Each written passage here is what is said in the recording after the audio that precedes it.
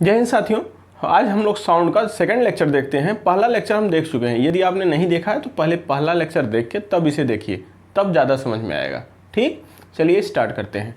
आज लेक्चर में डायरेक्ट शुरू होगा ध्वनि से, क्योंकि हम पिछले लेक्चर में सरल लोलक के बारे में बता दिए थे, दोलन गति बता दिए थे, आवर्ती गति बता दिए थे, सरल लोलक के आवर्तकाल आवृत्ति के बारे में बता दिए थे, तरंग गति बता दिए थे, यांत्रिक अन्वय तरंग बता दिए थे और अनुप्रस्थ विद्युत चुम्बकी, ये सभी बातें क्लियर हो गई थी। यहाँ तक v बराबर एन लैम्डा भी प्रूफ कर दिए थे ये पिछले क्लास में। आज पढ़ते हैं ध्वनि। ध्वनि क्या है? ध्वनि क्या है? तो ध्वनि सबसे पहले तो यांत्रिक अनुदैर्घ्य तरंग है। कैसी तरंग है? यांत्रिक अनुदैर्घ्य तरंग। यह एक मानसिक संवेदना है। मानसिक संवेदना है। मानसिक संवेदना, सेंसेशन है, संवेदना है जो कानों द्वारा प्राप्त होती है। सही बात, प्राप्त होती है। लेकिन हम लोगों के काम की बात क्या है? यह कौन सी तरंग है? तो यह यांत्रिक और यांत्रिक को ही और नाम से क्या जानते हैं सर? प्रत्यास्थ। हाँ, यांत्रिक मतलब प्रत्यास्थ। और कैसी तरंग है? अनुदैर्घ्य तरंग है। अनुदैर्घ्य, प्रत्यास्थ अनुदैर्घ्य तरंग है। ध्वनि क्या है? प्रत्यास्थ अनुदैर्घ्य तरंग है। प्रत्यास्थ कहने का मतलब, यांत्रिक कहने का मतलब क्या होता है सर? यांत्रिक कहने का मतलब होता है इसके चलने के लिए माध्यम चाहिए। और निर्वात में चल सकती है, इसका मतलब नहीं। पिछले क्लास में समझाए थे, निर्वात में नहीं चल सकती। निर्वात में नहीं चल सकती। ध्वनि कहाँ नहीं चल सकती? निर्वात में। ध्वनि निर्वात में नहीं चल सकती। अच्छा, और ख़ास बात, और ख़ास बात, माध्यम में चलेगी। क्या बात है? माध्यम में चलेगी। तो माध्यम में ठोस, द्रव, गैस, अलग अलग माध्यम होते हैं। तो ठोस में ध्वनि की चाल, ध्वनि की चाल इज ग्रेटर देन, द्रव में ध्वनि की चाल इज ग्रेटर देन, गैस में ध्वनि की चाल। सबसे अधिक चाल ध्वनि की किस में है सर? सबसे अधिक तो ठोस में होती है। और सबसे गैस किस में होती है? सबसे कम किस में होती है? गैस में। ध्वनि की चाल सबसे अधिक किस में होती है? ठोस में। सबसे कम किस में होती है? गैस में। क्योंकि माध्यम चाहिए ध्वनि को चलने के लिए, ठोस, द्रव, गैस। निर्वात में तो चल नहीं सकती। निर्वात मतलब वैक्यूम, जहाँ कोई माध्यम न हो। ठोस, द्रव, गैस कोई माध्यम न हो, उसे कहते हैं निर्वात। तो निर्वात में नहीं चल सकती। क्यों? क्योंकि यांत्रिक तरंग है, और यांत्रिक तरंगों के चलने के लिए क्या चाहिए? माध्यम चाहिए। तो इसको भी माध्यम चाहिए। तो ठोस हो या द्रव हो या गैस, कोई माध्यम हो, चलेगी बढ़िया से। ठोस में सबसे अच्छा चलेगी, द्रव में उससे कम और गैस में सबसे कम। तो चलो थोड़ा सा और इसके बारे में समझें। 0 डिग्री सेल्सियस ताप पर, किस ताप पर? 0 डिग्री सेल्सियस पर ध्वनि की चाल, ध्वनि की चाल अलग अलग माध्यम में हम लोग देख लेते हैं। सर वायु में कितना होती है? वायु में होती है 332 मीटर प्रति सेकंड। और जल में कितना होती है? जल में होती है 1450 मीटर पर सेकंड, लगभग राउंड फिगर में मान लो। और लोहे में कितना होती है? लोहे में लगभग में यहाँ भी हम लोग मान ले रहे हैं 5100 मीटर पर सेकंड। ठीक है, यहाँ 1450 से थोड़ा सा कम होती है, 1450 मान ली। यहाँ 5030 के लगभग होती है, थोड़ा सा 5100 मान ली अब इस राउंड फिगर में। ठीक है, यहाँ 332 मीटर पर सेकंड फिक्स है। एल्यूमिनियम में भी अगर आप चाहें तो एल्यूमिनियम में ठोस ये वो भी है, तो एल्यूमिनियम में 6400 मीटर पर सेकंड होती है। एल्यूमिनियम में 6400 मीटर पर सेकंड होती है। तो बड़ी भयानक चाल है। ठीक है, ठोस में देख रहे हो ज़्यादा है, द्रव में कम है और गैस में सबसे कम है। देख लो, ऊपर वाली बात को सेटिस्फाई कर रहा है। अच्छा सर, यहाँ और कोई बात बताना है जी? और बात ये बताना है कि ये देखिए पटरी है, रेलवे की पटरी, रेलवे ट्रैक है। ठीक है, रेलवे ट्रैक है, ये रेलवे की पटरी है। अब इसमें क्या होता है, कोई यहाँ पर हथौड़े से मारे, ये सवाल आता है कि एक व्यक्ति रेल पटरी पर यहाँ हथौड़ा मारता है और दूसरा व्यक्ति कुछ दूरी पर सुनता है। तो यहाँ पर अगर कोई दूसरा व्यक्ति सुनने वाला है, ये देखो सुनने वाला है, अभी मत कहना सर ये लेट के इस पे सुन रहा है, अरे सुन रहा है बस यहाँ सुन रहा है दूसरा व्यक्ति कान लगा के, तो इसको दो ध्वनि सुनाई देती है। एक वो ध्वनि जो पटरी में होकर आती है, ये ध्वनि पटरी में होकर आ रही है, किस स्पीड से आएगी सर, ये तो लोहा है, लोहे में 5100 मीटर पर सेकेंड से, 5100 मीटर पर सेकेंड, सोच लो 5100 मीटर पर सेकेंड। और एक ध्वनि एयर में होकर आएगी, एक हलचल कहाँ, एयर में, एयर में 332 मीटर पर सेकेंड, एयर में क्या 332 मीटर पर सेकेंड, 0 डिग्री बात हो रही है, थोड़ा ज़्यादा होगा, 332 मीटर पर सेकेंड। अब आपको दो ध्वनि में ये पूछता है कौन सी ध्वनि पहले सुनाई देगी। सवाल कैसे पूछता है, कहेगा कि पटरी पर कुछ दूरी पर एक व्यक्ति हथौड़ा मारता है, दूसरा कान लगा के सुनता है, तो उसे दो ध्वनि सुनाई देती है। अब ऑप्शन शुरू होगा, पटरी में होकर आने वाली ध्वनि पहले सुनाई देगी, हवा में होकर आने वाली बाद में सुनाई देगी, या फिर ऑप्शन बदलेगा, दूसरा ऑप्शन बताएगा कि हवा में होकर आने वाली पहले सुनाई देगी, पटरी में होकर आने वाली बाद में सुनाई देगी, फिर ऑप्शन कहेगा दोनों एक साथ सुनाई देगा, तीसरा कुछ, लास्ट ऑप्शन कुछ नहीं, इनमें से कोई नहीं। तो कौन सी सुनाई देगी पहले, सोच कर देखो। 5100 मीटर एक सेकंड में, एक सेकंड में पटका नहीं कि 5100 मीटर भाग के आया, और भाई साहब हवा वाले तो 332 मीटर ही आएंगे, तो पटरी वाली होकर क्या होगी, पहले सुनाई देगी। जो पटरी में होकर आ रही है ठोस में, उसमें स्पीड ज़्यादा होने के कारण वो पहले सुनाई देगा, और गैस में जो आ रही है उसमें स्पीड कम होने के कारण बाद में सुनाई देगा। तो अगर ऐसा सवाल आता है तो आप बना लेंगे आराम से कि पटरी में होकर आने वाली ध्वनि पहले सुनाई देगी और गैस में होकर आने वाली ध्वनि बाद में सुनाई देगी। और ये बात ज़रूर याद रखना, निर्वात में ध्वनि नहीं चल पाता, निर्वात में ध्वनि नहीं चल पाता। इसी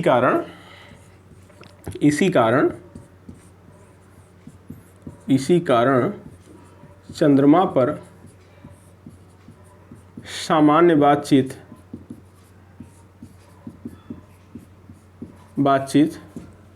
कठिन है। सामान्य बातचीत करना क्या होता है, कठिन होता है। क्यों? क्योंकि चंद्रमा पर वायुमंडल का अभाव है, वायुमंडल है नहीं, और वायुमंडल नहीं है तो निर्वात जैसा माहौल है, और निर्वात में तो ध्वनि चल नहीं पाती, तो चंद्रमा पे ऐसे how are you I am fine नहीं हो पाएगा। समझ रहे हैं बात? अंतरिक्ष में how are you I am fine नहीं हो पाएगा।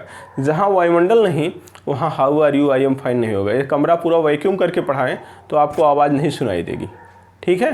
हाँ, वैक्यूम में आपको साउंड नहीं चल पाएगा, कितना चिल्लाइए। तो कहेगा चंद्रमा पे कोई तोप चला रहा है, तो आवाज़ कब सुनाई देगी? आप 5 किलोमीटर दूर हो तोप से, तोप के पास हो तब वो आवाज़ नहीं सुनाई देगी। क्यों? क्योंकि साउंड तो चंद्रमा पर मूव नहीं कर पाएगा, चल ही नहीं पाएगा। समझ में आ रहा है? हाँ, बम फटे तो क्या सुनाई देगा, कब सुनाई देगा? नहीं सुनाई देगा महाराज। क्यों? क्योंकि चंद्रमा पर साउंड नहीं चल पाता। बात क्लियर? हाँ, अंतरिक्ष में साउंड नहीं चल पाएगा। क्यों? निर्वात है, तो निर्वात में साउंड नहीं चल पाता। मान लो कह दिया 2 तारे टक्कर मारे, तो वो आवाज़ कब सुनाई देगी? नहीं सुनाई देगी। क्यों सर? क्योंकि देखो तारे बहुत दूर हैं, अपना जो अंतरिक्ष है वो 36,000 किलोमीटर के बाद अंतरिक्ष आ जाता है। 36,000 किलोमीटर के बाद क्या हो जाता है? अंतरिक्ष आ जाता है। पृथ्वी तल से 36,000 किलोमीटर के बाद अंतरिक्ष। तो 36,000 के बाद क्या हो जाएगा? हवाएं गायब। और तारे तो करोड़ों करोड़ों किलोमीटर दूर पे हैं, ठीक है, अरबों अरबों किलोमीटर, करोड़ों किलोमीटर दूर पे हैं। अगर उनमें टक्कर होती है तो इसका मतलब अंतरिक्ष से होकर साउंड को आना होता है, और अंतरिक्ष निर्वात है तो निर्वात से होकर साउंड आएगा नहीं, और आएगा नहीं तो अपने को सुनाई नहीं देगा। बात समझ रहे हैं? इसलिए कभी भी तारों का टक्कर हो या कभी भी कोई घटनाएं अंतरिक्ष के उस पार हों तो साउंड नहीं सुनाई देता। अब आप हमसे कहेंगे सर बादल गरजता है सुनाई देता है, तो बादल गरजता है वो 18 किलोमीटर में घटनाएं होती हैं। क्षोभ मंडल में बादल बनते हैं, क्षोभ मंडल। और क्षोभ मंडल सबसे पहला मंडल है पृथ्वी तल से, सबसे पहला मंडल क्या है? क्षोभ मंडल, ठीक है, ट्रोपोस्फियर बोलते हैं। तल से 18 किलोमीटर में ये पाया जाता है। इसके बाद समताप मंडल, फिर दुनिया भर का मंडल आएगा। कौन कौन सा आएगा? ट्रोपोस्फियर, फिर स्ट्रेटोस्फियर, समताप मंडल, फिर ओजोन स्फीयर। समझ रहे हैं? अगर आपको जादुई तरीका जानना है तो ये है आईमोस्ट, मतलब troposphere, stratosphere, ozonosphere, mesosphere, ionosphere, इसके बाद बहिर्स्फेयर हो जाएगा। मतलब सबसे पहले ट्रोपोस्फेयर 18 किलोमीटर तक, फिर समताप मंडल 35 किलोमीटर तक, ओजोन मंडल, फिर मेसोस्फेयर मध्य मंडल, फिर आयन मंडल, फिर बहिर्मंडल आ जाएगा। समझ रहे हैं, ये सब होता है। तो ये जो बादल वदल की घटनाएं होती हैं यहाँ होती हैं ट्रोपोस्फेयर, क्षोभ मंडल में। जो जहाज उड़ते हैं वो समताप मंडल में उड़ते हैं, ठीक है। क्षोभ मंडल में बादल वदल बनता है, जहाज उसके ऊपर उड़ता है समताप मंडल, इसलिए कभी कभी बादल नीचे आ जाता है, जहाज भी नहीं दिखता। समझ रहे हैं, हाँ। तो बादल वादल यहीं बनता है 18 किलोमीटर में, जबकि वायुमंडल कहाँ तक है 36,000 किलोमीटर तक। तो वायुमंडल बन रहा है, इसलिए आवाज़ सुनाई देता है। अब आपके मन में आया कि सर बादल और बिजली जब चमकती है तो गर्जना भी एक साथ पैदा होता है, तो गर्जना कुछ देर बाद सुनाई देता है, जबकि चमक पहले दिखाई देती है। तो लाइट के वेग कितना है 3 लाख किलोमीटर पर सेकंड। लाइट का वेग कितना है 3 लाख किलोमीटर पर सेकंड है। जो लाइट का वेग है वो 3 लाख किलोमीटर पर सेकंड होने के कारण लाइट 1 सेकंड में 3 लाख भागती है, और भाई साहब 3 लाख किलोमीटर भागती है, और साउंड 1 सेकंड में 332 मीटर भागता है। तो लाइट पैदा नहीं हुई कि तुरंत दिखाई देती है। साउंड के साथ लाइट का तुलना करो तो लाइट ने कुछ समय ही नहीं लिया। समझ रहे हैं, कुछ समय नहीं लिया। 3 लाख किलोमीटर 1 सेकंड में कोई भागता हो, 1 सेकंड में कोई आधा किलोमीटर में भागता हो। 332 मीटर माने क्या, आधा मीटर नहीं, आधा किलोमीटर नहीं। तो 3 लाख की तुलना में 332 मीटर तो कुछ नहीं है ना। तो ये माना जाता है कि लाइट पैदा हुई, तुरंत दिखाई दी, फिर साउंड वहाँ समझो चला है। जो भी समय लेता है साउंड, लाइट की तुलना में साउंड ने ही समय लिया, साउंड की तुलना में लाइट ने कोई समय नहीं लिया, ये माना जाता है। तो चाल ज़्यादा होने के कारण लाइट का पहले दिखाई देता है। जीवन में कभी आपसे पूछे कि बम फट रहा है, सबसे पहले आपको क्या दिखाई देगा, प्रकाश दिखाई देगा कि ध्वनि सुनाई देगी। तो जिंदगी में सदैव आप प्रकाश को वरीयता दीजिएगा। गोली चले तो सबसे पहले क्या, प्रकाश दिखाई देगा। क्यों, क्योंकि लाइट की स्पीड तेज होने के कारण वो सबसे पहले आंखों तक पहुंच जाएगी, और साउंड की स्पीड धीरे होने के कारण उसे देर लगेगा। बात समझ रहे हैं। कुछ बातें और बता दें, जैसे कभी कह दें कि सायरन की आवाज़ सुनकर कोई घड़ी मिला रहा है, तो घड़ी देर हो जाएगा कि धीरे हो जाएगा, तो सदैव घड़ी देर होगा। क्योंकि अगर 1 किलोमीटर दूर भी फैक्ट्री है और सायरन बजता है 12 बजे वहाँ, तो 12 बजे वहाँ बजा, लेकिन 1 किलोमीटर माने 1000 मीटर आने में साउंड को कितना लग जाएगा समय, 3 सेकंड, क्योंकि 332 मीटर पर सेकंड जाता है। तो 12 बजे वहाँ बजा, और 12 आप यहाँ सोच रहे हैं कि 12 बजे सायरन बजता है तो 12 घड़ी बजाए हुए हैं। अब 1 किलोमीटर आने में साउंड को कितना समय लगेगा, 3 सेकंड, क्योंकि 332 मीटर पर सेकंड जाता है। तो 1000 मीटर आने में लगभग 303 सेकंड लग जाएगा। तो 12:03 पे आपको सुनाई देगा। तो आप मिला रहे हो 12, और जबकि सही बात कितना हो गया 12:03। तो इसका मतलब 12 मिला रहे हो, 12:03 हो रहा है, तो घड़ी तो लेट मिला रहे हो। समझ रहे हो कि नहीं, तो सदैव लेट मिलेगा। साउंड सुनकर घड़ी मिलाने पर घड़ी सदैव लेट मिलेगा। बात समझ रहे हैं। अगर आप स्पीड ऑफ लाइट से मिला रहे हैं तो माना जाएगा तुरंत सुनाई दे दिया, स्पीड ऑफ लाइट मतलब तुरंत। लेकिन साउंड के लिए तो मामला है कि 332 मीटर 1 सेकंड में चलता है। 1 किलोमीटर जाना हुआ तो 3 सेकंड ले लेगा लगभग। तो बात अब समझ में आ गई होंगी जो हम यहाँ बताना चाहते थे साउंड में। तो इसे आप बना लीजिए, फिर हम इसका बंटवारा करते हैं। साउंड का विभाजन, जो साउंड हम सुन पाते हैं वहाँ से एक क्वेश्चन आता है। तो ऐसे ध्वनि का विभाजन आवृत्ति परिसर के आधार पर, आवृत्ति परिसर के आधार माने आवृत्ति फ्रीक्वेंसी के आधार पर ध्वनि का बंटवारा करने चल रहे हैं। किसके आधार पर, फ्रीक्वेंसी के आधार पर। तो चलो फ्रीक्वेंसी के आधार पर बांट दे ध्वनि को। तो फ्रीक्वेंसी के आधार पर ध्वनि को हम 3 भागों में बांट दे रहे हैं। 3 भाग में कैसे बांटेंगे सर, इधर देखिए, इधर क्या है 20 हर्ट्ज से कम फ्रीक्वेंसी वाली, 20 हर्ट्ज से कम, 20 हर्ट्ज से कम मतलब 1 सेकंड में 20 चक्कर से कम। जब हर्ट्ज हो तो हमने फ्रीक्वेंसी पढ़ाते इसमें बताया था कि हर्ट्ज हो तो तुरंत आप दिमाग पे लाया करिए फ्रीक्वेंसी की परिभाषा, 1 सेकंड में चक्करों की संख्या। 20 हर्ट्ज मतलब 1 सेकंड में 20 चक्कर, 1 सेकंड में 20 चक्कर से कम जितनी भी ध्वनि हम बोल रहे हैं, या कोई भी यांत्रिक अनुदैर्ध्य तरंग है, कोई भी यांत्रिक अनुदैर्ध्य तरंग जो 1 सेकंड में 20 चक्कर से कम मारे, 1 सेकंड में 19 चक्कर मार रहा हो, 1 सेकंड में 18 चक्कर, 15 चक्कर, 14 चक्कर, मतलब यह है कि 1 सेकंड में 20 चक्कर से कम, 20 नहीं, 1 सेकंड में 20 चक्कर नहीं, 20 से कम। तो उसको इधर रख दिए एक स्थान पे। अब ये क्या है, ध्वनि क्या है, यांत्रिक अनुदैर्ध्य तरंग। तो ये सब क्या है, यांत्रिक अनुदैर्ध्य तरंग। दूसरा बंटवारा क्या कर लिए, 20 हर्ट्ज से 20,000 हर्ट्ज तक, 20 हर्ट्ज से क्या 20,000 हर्ट्ज तक दूसरा बंटवारा हो गया। मतलब 20 हर्ट्ज से शुरू होकर 20,000 हर्ट्ज तक जितनी भी आवृत्तियां हैं जो एक सेकंड में 20 चक्कर से लेकर 20,000 चक्कर तक मारती हैं वो यहाँ रख दिए। और एक सेकंड में 20,000 चक्कर से अधिक, इसका मतलब 20,000 हर्ट्ज से अधिक, ठीक है, यहाँ रख दिए। मतलब एक सेकंड में जो 20,000 चक्कर से अधिक कंपन करती हैं, दोलन गति करती हैं या कंपन करती हैं, उनको एक तरफ रख दिए। अब बताइए जो ये तरंगे होती हैं ना, इन्हें मनुष्य बेचारा नहीं सुन पाता, तो इन्हें क्या कहते हैं? अश्रव्य या अपश्रव्य। इन्हें मनुष्य सुन पाता है, तो सुनने वाली चीज़ है, तो श्रव्य माने सुनना, श्रव्य माने सुनना, तो इसे हम सुन पाते हैं, इसलिए इसका नाम रखे हैं, मनुष्य इसे सुन पाता है तो इसका नाम रखा श्रव्य तरंग। क्या रखा? श्रव्य तरंगे, क्योंकि मनुष्य इसे सुन पाता है। अंग्रेजी में क्या कहेंगे? ऑडिबल वेव्स, ऑडिबल वेव्स, श्रव्य तरंगे कहते हैं, क्योंकि इसे इंसान सुन पाता है। अब इसको नहीं सुन पाता, इसे इंसान सुनता है, मनुष्य सुनता है। इसका मतलब मनुष्य कौन सी तरंग सुनता है? कहाँ से कहाँ तक? 20 हर्ट्ज से लेकर 20,000 हर्ट्ज तक। अर्थात कोई भी तरंग एक सेकंड में 20,000 कंपन करे, 20,000 चक्कर करे या 20 चक्कर करे, उसके बीच में कुछ भी करे, 20 चक्कर से लेकर 20,000 चक्कर तक अगर एक सेकंड में कर रही है, तो उस तरंग को मनुष्य सुन सकता है, हमारा कान समझ सकता है। कान फिल्टर देगा मानसिक संवेदना, अर्थात ब्रेन उसे समझ सकता है। अब इससे कम, 20 चक्कर से कम कर रहा है, तो श्रव्य से नीचे हो जाएगा अश्रव्य तरंग या अपश्रव्य तरंग। 20 से नीचे, तो इसका नाम हो जाएगा अपश्रव्य, अपश्रव्य या अश्रव्य तरंगे, ठीक है, अश्रव्य तरंगे। अंग्रेजी में क्या कहते हैं इसको? अंग्रेजी में कहते हैं इंफ्रासोनिक वेव या साउंड, ठीक है, इंफ्रासोनिक वेव्स, इंफ्रासोनिक वेव्स या साउंड भी कह सकते हैं, ठीक है, अश्रव्य ध्वनि या अश्रव्य तरंगे, इंफ्रासोनिक साउंड। इनको मनुष्य बेचारा नहीं सुन पाता, मनुष्य नहीं सुन पाता, नहीं सुन सकता। लेकिन मनुष्य भले न सुने, लेकिन कुछ जानवर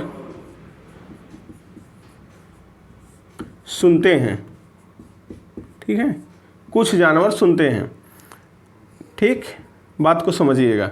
इसे तो मनुष्य भी सुनता है, जानवर भी सुनते हैं, ठीक है। हाँ, अब तीसरा नंबर 20,000 हर्ट्ज के ऊपर की तरंगे हैं। 20,000 हर्ट्ज के ऊपर की जो तरंगे हैं, ये मनुष्य के सुनने की क्षमता के परे हो गई। ये देखो नीचे हो गई इंफ्रासोनिक, और सुनने की क्षमता के परे अर्थात पराश्रव्य तरंगे, श्रव्य से परे हो गए, तो इसे कहते हैं पराश्रव्य तरंगे, पराश्रव्य तरंगे, ठीक। क्या अंग्रेजी है? अल्ट्रासोनिक वेव्स, अल्ट्रासोनिक वेव्स, पराश्रव्य तरंगे। मनुष्य सुनेगा? बिल्कुल नहीं, मनुष्य नहीं सुन सकता, नहीं सुन सकता। लेकिन फिर लेकिन आया है, लेकिन कुछ जानवर, कीट पतंगे, कीट पतंगे तथा इम्पोर्टेंट कौन है? चमगादड़, चमगादड़ सुनता है। कीट पतंगे क्या होते हैं? कीड़े मकोड़े जो अभी बरसात में उड़ेंगे, वो कीट पतंगे होते हैं। धान के खेत में जाके देखना, उड़ते रहेंगे। ये चमगादड़ के बारे में यहाँ कुछ खास बात है। चमगादड़ इन तरंगों को सुनता भी है और निकालता भी है। बैट, चमगादड़, चमगादड़ बैट इन तरंगों को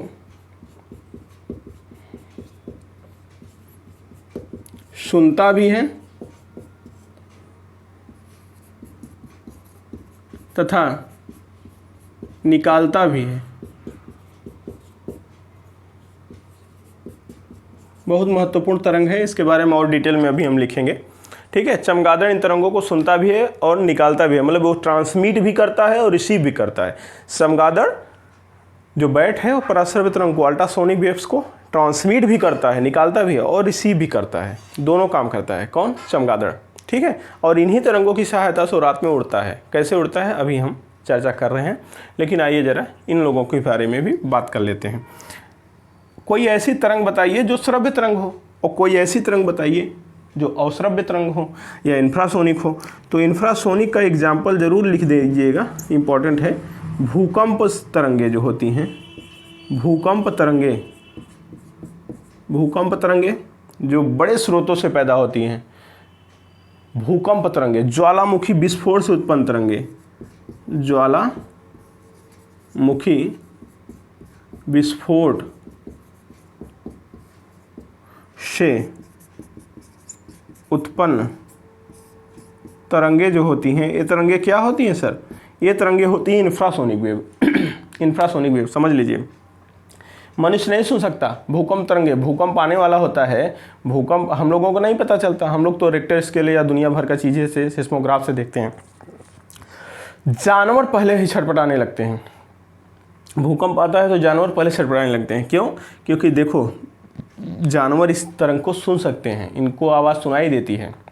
जैसे बम फटता है आपको सुनाई देता है, उसी तरह से भूकंप तरंगे जब हलचल मचती है, पृथ्वी फटती है, ज्वालामुखी निकलता है, विस्फोट होता है, तो ये किसको सुनाई देता है? जानवरों को। ठीक है, कितना तेज होता होगा सोच लीजिए। बहुत गर्जना, इसका भयानक मोटा आवाज़ होता होगा और उसका आवाज़ बहुत पतला होता होगा, इतना पतला कि हम सुन नहीं सकते। इसकी आवाज़ इतना मोटा कि हम नहीं सुन सकते, लेकिन इंसान भले न सुने, जानवर सुनता है। इसीलिए जानवर छटपटाने लगते हैं, भूकंप आने से पहले जानवर छटपटाने लगते हैं क्योंकि उन्हें आवाज़ सुनाई देती है। ठीक, हाँ। ये तरंगे कौन सी हैं? इनका कोई एग्जाम्पल है सर? हाँ, एग्जाम्पल तो है। एग्जाम्पल, जितनी आवाज़ आप सुन सकते हो सभी श्रव्य तरंगे हैं सर, सभी। हाँ, जानवर की आवाज़, पशु पक्षी की आवाज़, मनुष्य की आवाज़, ढोल की आवाज़, सितार की आवाज़, वायलिन की आवाज़, जितना भी आप सुन सकते हो। तो वाद्य यंत्र की आवाज़, वाद्य यंत्र में सब आ गया, सितार, गिटार, ढोलक, हारमोनिया सब आ गया है। वाद्य यंत्र की आवाज़, ठीक है। अब पशु पक्षी की आवाज़, समझने की बात नहीं है, केवल सुनने की बात है। मनुष्य की आवाज़, जो भी आप सुन सकते हो, मनुष्य की आवाज़।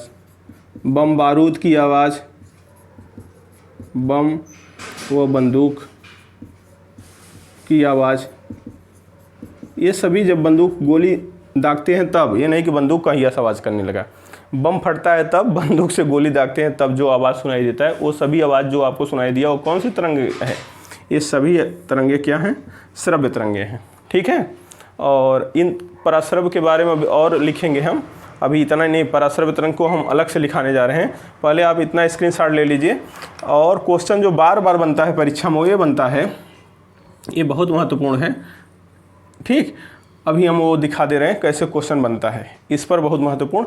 और पराश्रव्य तरंग बहुत महत्वपूर्ण है, उसको हम अलग से ही कर रहे हैं। तो पहले इतना स्क्रीनशॉट लीजिए, तब आगे देखिए। इस पर कुछ थ्योरेटिकल प्रश्न बन सकते हैं, जैसे कि देखो, किसी आवृत्ति की ध्वनि को मनुष्य सुन सकता है, ऐसे ऑप्शन दिया है, बार बार पूछा गया परीक्षा में सवाल है।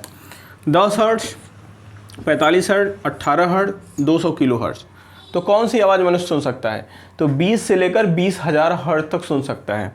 तो 20 और 20,000 के बीच ही 45 पड़ेगा, 20 और 20,000 के बीच ही 45 पड़ेगा ना? हाँ सर। 10 तो 20 से कम पड़ जाएगा, 20 से कम नहीं सुन सकता, इंफ्रासोनिक हो गया। 18 क्या हो गया? इंफ्रासोनिक हो गया, मनुष्य नहीं सुन सकता। और 200 किलो हर्ट्ज है, 200 किलो, 1 किलो हर्ट्ज में 1000 हर्ट्ज, 200 किलो हर्ट्ज। तो इसमें 1000 और कर दो, 1000 हर्ट्ज, क्योंकि किलो हर्ट्ज को बदलो तो क्या हो गया? देखो 2 लाख हर्ट्ज हो गया। और 20,000 हर्ट्ज के ऊपर मनुष्य नहीं सुन सकता। तो वो वाला कौन सा हो गया सर? ये दोनों तो पहला वाला और तीसरा वाला तो इंफ्रासोनिक हो गया, और चौथा वाला अल्ट्रासोनिक हो गया। अल्ट्रासोनिक हो गया। तो इसका मतलब ऑडिबल वेव्स ही हम सुनते हैं। ऑडिबल वेव्स क्या है? 45 है। समझ में आ गया? हाँ। अच्छा, किस आवृत्ति की ध्वनि को मनुष्य सुन सकता है? अब इधर देखो फिर 200 किलो हर्ट्ज, ये तो अल्ट्रासोनिक हो गया। 200 किलो हर्ट्ज को ही तो 2 लाख किलो हर्ट्ज कहेंगे, 2 लाख हर्ट्ज कहेंगे। बात समझ में आ रहा है? हाँ सर। अब 15 किलो हर्ट्ज, 15 किलो हर्ट्ज मतलब क्या? 15 और किलो का मतलब 1000, 3 जीरो बढ़ा दो। 15 किलो हर्ट्ज मतलब क्या? 15 किलो हर्ट्ज मतलब 15,000 हर्ट्ज। 1 किलो में 1000 होता है, बढ़ा दो। तो 15,000 मनुष्य सुन सकता है कि नहीं? सुन सकता है। क्यों? क्योंकि 20 से लेकर 20,000 तक सुनता है। तो 15,000 20 से 20,000 के बीच पड़ेगा। तो इसका मतलब यही क्या हो जाएगा? यही हो जाएगा श्रव्य तरंगे, यही ऑडिबल वेव्स हो जाएगा। बाकी 15 हर्ट्ज इंफ्रासोनिक हो गया क्योंकि 20 से कम है। और 20 क्या है? 2 लाख है। 2 लाख हर्ट्ज यही चीज़ यह है, वो 2 लाख हर्ट्ज है। देखो 5 जीरो है ना? हाँ सर। तो 2 लाख हर्ट्ज फिर यहाँ दे दिए हैं सेम, तो नहीं सुन सकता, वो अल्ट्रासोनिक हो गया। तो आशा करता हूँ ये बात समझ में आ गया होगा। इसी तरह का क्वेश्चन आता है तो छांटना जान जाइए कैसे छांटते हैं। एक लास्ट वाला, निम्न में से कौन सी विद्युत चुम्बकीय तरंग नहीं है? विद्युत चुम्बकीय तरंगों हम बताए थे, यांत्रिक और विद्युत चुम्बकीय में बांटते थे तरंगों। तो देखो एक्स रे, गामा रे, प्रकाश तरंगे, इंफ्रारेड, अल्ट्रावायलेट, ये सभी रेडियो तरंगे, ये सभी क्या हैं? रेडियो तरंगे भी क्या है? विद्युत चुम्बकीय तरंगे हैं। सभी विद्युत चुम्बकीय तरंग हैं। हमें आपको बांटे थे, याद होगा sir, X ray, gamma ray, radio तरंग और इसके बाद दृश्य प्रकाश, इंफ्रारेड, अल्ट्रावायलेट, ये सभी किस में आते हैं? सर ये सब ईएम वेव्स हैं। ईएम वेव्स माने इलेक्ट्रोमैग्नेटिक वेव्स। तो और कौन बचा? सर पराश्रव्य तरंगे बचा। तो पराश्रव्य तो कहाँ बांटे हो? अभी बांटे हो, ध्वनि को बांटे हो ना, ध्वनि का विभाजन है। तो ध्वनि का पार्ट है ना, ध्वनि का पार्ट है। और ध्वनि क्या है? यांत्रिक तरंग। ध्वनि क्या है? यांत्रिक तरंग। तो ये तो यांत्रिक अनुदैर्ध्य तरंग है। कौन? पराश्रव्य। तो यही आंसर हो जाएगा। पराश्रव्य हुआ, श्रव्य हुआ, अश्रव्य हुआ, मतलब इंफ्रासोनिक हो, अल्ट्रासोनिक हो, ऑडिबल वेव्स हो, ये सभी क्या है? ये तो मैकेनिकल वेव्स है ना। इंफ्रासोनिक, ऑडिबल और अल्ट्रासोनिक, ये सभी तीनों क्या हैं बताओ? ये तीनों तो सर मैकेनिकल वेव हैं, यांत्रिक तरंग हैं। यांत्रिक के साथ साथ क्या हैं? सर अनुदैर्ध्य भी हैं। यांत्रिक अनुदैर्ध्य तरंग है ना। हाँ, लेकिन यहाँ पूछा क्या है? विद्युत चुम्बकीय कौन नहीं है? तो देख लो, यही विद्युत चुम्बकीय नहीं है। देखिए पराश्रव्य तरंगे हमने अभी भी समझाया, लेकिन उसमें महत्वपूर्ण बात थी इसलिए अलग से भी उसे बना दिए। जरा समझिएगा ये क्या है। सबसे पहले तो सर यांत्रिक अनुदैर्ध्य तरंग है, यांत्रिक अनुदैर्ध्य तरंग है जिसकी आवृत्ति कितना होती है? जिसकी आवृत्ति 20,000 हर्ट्ज, या इसी को हम 20 किलो हर्ट्ज भी कह सकते हैं। 20 किलो हर्ट्ज से अधिक होती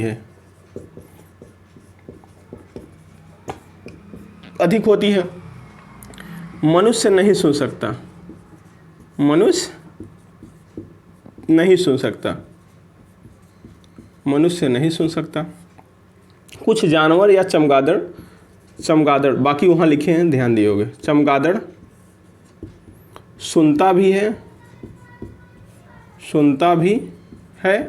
तथा निकालता भी है, मतलब पराश्रव्य निकालता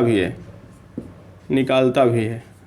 और आपको बताएं कि इसी पराश्रव्य तरंग की सहायता से, इसी पराश्रव्य तरंग की सहायता से चमगादड़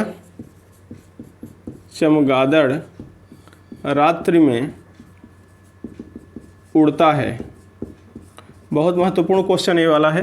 ये पूछ लेता है कि चमगादड़ किन तरंगों की सहायता से रात में उड़ता है? पराश्रव्य तरंगों की सहायता से। पराश्रव्य तरंगों की, इंफ्रासोनिक नहीं, अल्ट्रासोनिक नहीं। क्या वो दृश्य प्रकाश दिखाई देता है रात में उसे? नहीं। पराश्रव्य अल्ट्रासोनिक वेव्स की सहायता से। कैसे उड़ता है, देखो ये चमगादड़ है, मान लेना चमगादड़ हम बना रहे हैं, जैसे भी अच्छा ख़राब बने तुम मान लेना कि सर चमगादड़ बना दिए अब, हाँ मान लो, ठीक है, चमगादड़ उड़ रहा है, ठीक। अब ये बोलता हुआ उड़ता है, गाना गाता हुआ उड़ता है, सारे जहाँ से अच्छा है हिंदोस्तान हमारा, ऐसे गाना गाता हुआ उड़ रहा है, मतलब कुछ बोल रहा होता है। कौन सा वेव छोड़ता है, अल्ट्रासोनिक। अगर इस अल्ट्रासोनिक वेव ये सीधी जाती रही, इसे अपनी आवाज़ वापस सुनाई नहीं दिया, इसका मतलब ये इस दिशा में उड़ता रहता है सीधा सीधा। लेकिन अगर रास्ते में ऐसे जा रही है तो उड़ रहा है आगे, लेकिन रास्ते में अगर कोई रुकावट है, कोई दीवार है या कुछ है, तो ये टक्कर मार के वापस भी आवाज़ आएगी, वापस आएगी। तो चमगादड़ में दो बातें हैं, ये ट्रांसमिट भी कर सकता है, रिसीव भी कर सकता है। तो रिसीव कर लेता है, अपनी ही साउंड दोबारा सुनने के बाद वो समझ जाता है कि रास्ते में रुकावट है, तो दिशा बदल लेता है, तब उधर नहीं जाएगा, दिशा चेंज कर लेता है।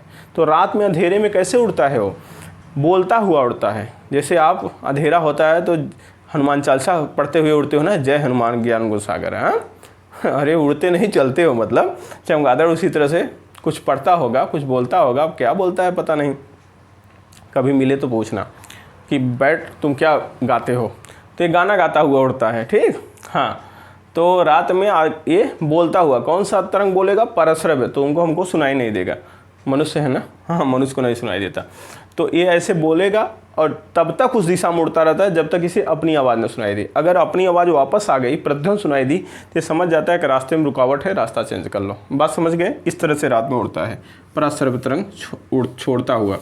अच्छा सर, अब खास बात, एक वैज्ञानिक है गाल्टन, क्या नाम है इनका, गाल्टन, ध्यान देना वैज्ञानिक हम जी से लिख रहे हैं, डाल्टन मत लिख लेना, गाल्टन है, गाल्टन। गाल्टन सीटी से उत्पन्न तरंगे कौन सी तरंगे होती हैं, परीक्षा में पूछता है कि गाल्टन सीटी से उत्पन्न तरंगे कौन सी होती हैं। गाल्टन सीटी से उत्पन्न तरंगे पराश्रव्य तरंगे होती हैं, पराश्रव्य तरंगे होती हैं, मतलब यही तरंग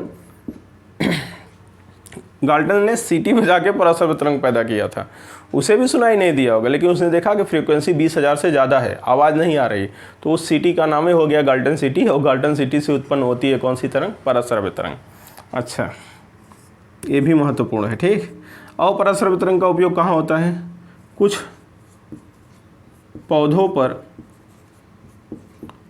पर पराश्रव्य तरंग डालने से उनमें वृद्धि होती है, उनमें वृद्धि होती है। कल से गाल्टन सिटी लेकर पौधों के ऊपर बजाओ होती है कुछ पौधों पर पराश्रव्य तरंग डालने से उनमें वृद्धि होती है, मतलब वो बढ़ते हैं। अच्छा, ये तो अच्छा बात है। इनका उपयोग और कहाँ होता है, संकेत भेजने में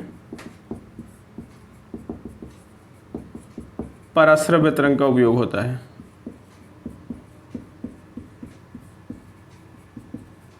ठीक है, संकेत भेजने में पराश्रव्य तरंग का उपयोग होता है। और सर ये कीटाणुनाशक हैं, कीटाणुनाशक कौन, पराश्रव्य तरंगे कीटाणुनाशक होती हैं। और क्या है, गठिया रोग के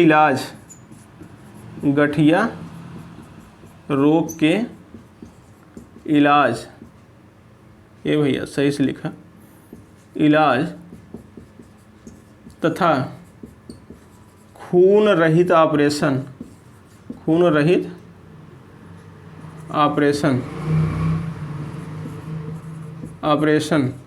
में भी पराश्रव्य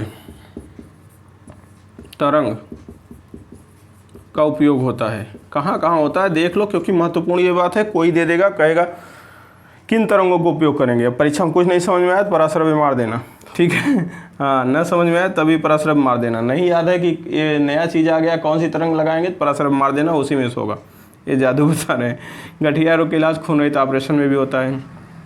समुद्र में छिपी, दिखाई दे रहा है कि नहीं दिखाई दे रहा हो तो यहाँ तक बनाओ, फिर आगे लिखते हैं। यहाँ तक पहले स्क्रीनशॉट लो, फिर आगे लिखते हैं।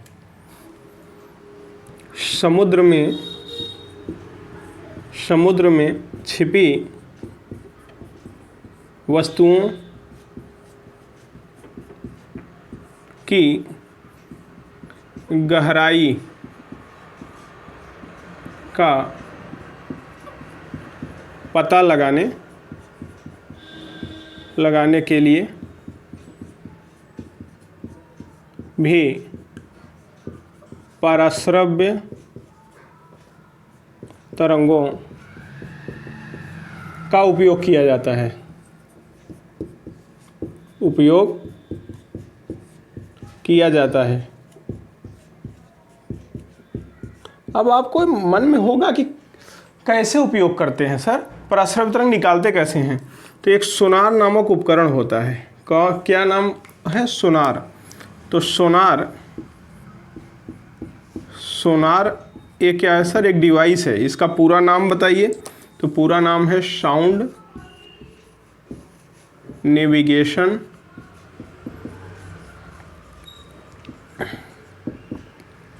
एसओ से साउंड, एन से नेविगेशन हो गया, एंड रेंजिंग। क्या रेंज है? रेंजिंग। तो ये पूरा नाम है साउंड नेविगेशन एंड रेंजिंग। किसका? सोनार का। ये है क्या? यह एक डिवाइस है, यह एक उपकरण है, यह एक यंत्र है। यह एक यंत्र मतलब डिवाइस है, उपकरण है। यह करता क्या है? यह पराश्रव्य तरंगों को ट्रांसमिट करता है तथा रिसीव भी करता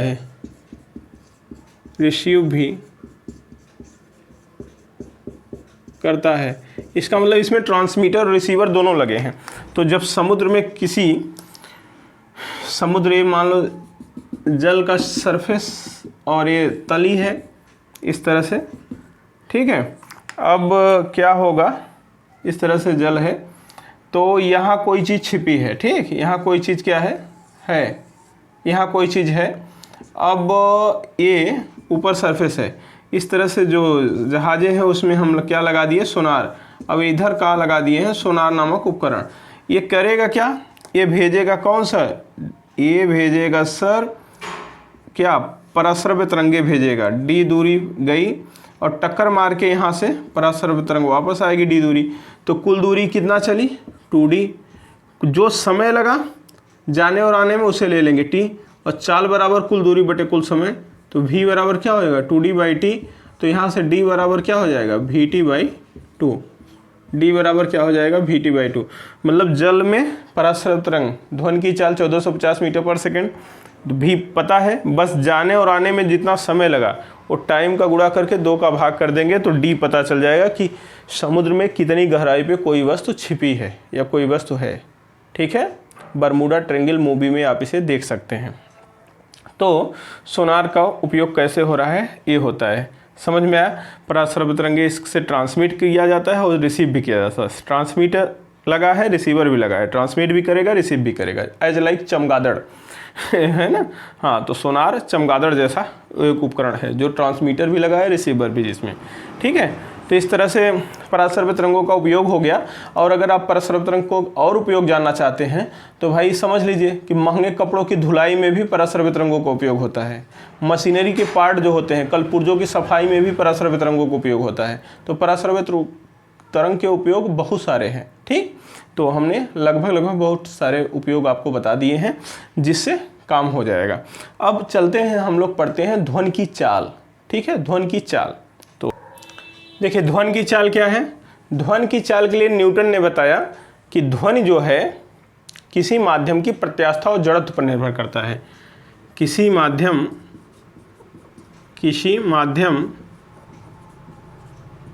में ध्वनि की चाल उस